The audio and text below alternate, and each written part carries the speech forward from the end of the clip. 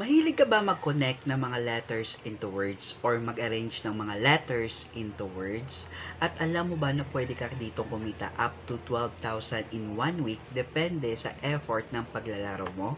So kung mahilig ka dyan, and the best part, libre lang ito. So patapusin mo yung video para malaman mo kung paano ka maka-access dito. So kung bago ka lang sa video na to, huwag mo kalimutan i-click yung subscribe button at saka i-ring na rin yung bell notification para ma-notify ka every time na meron kaming bagong video. Now, paano ka mag-umpisa? So, guys, free lang ito. Wala kang babayaran at wala kang puhunan. So, ang gawin mo lang is i-click mo na yung link na sa description box below.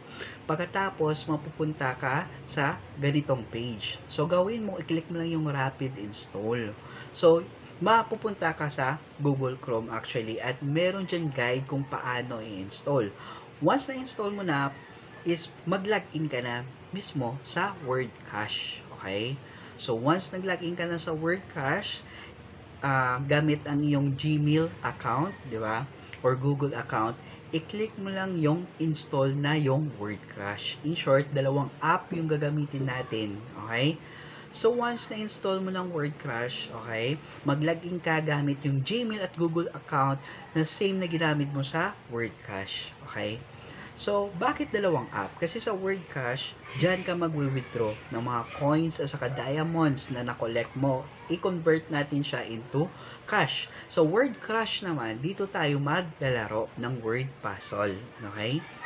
So, once nakalagin ka na, is maglaro ka lang, 'di ba? So diyan may daily task diyan. Tapusin mo lang yung daily task every day, okay? So sa isang araw, meron diyan 30 gifts, okay?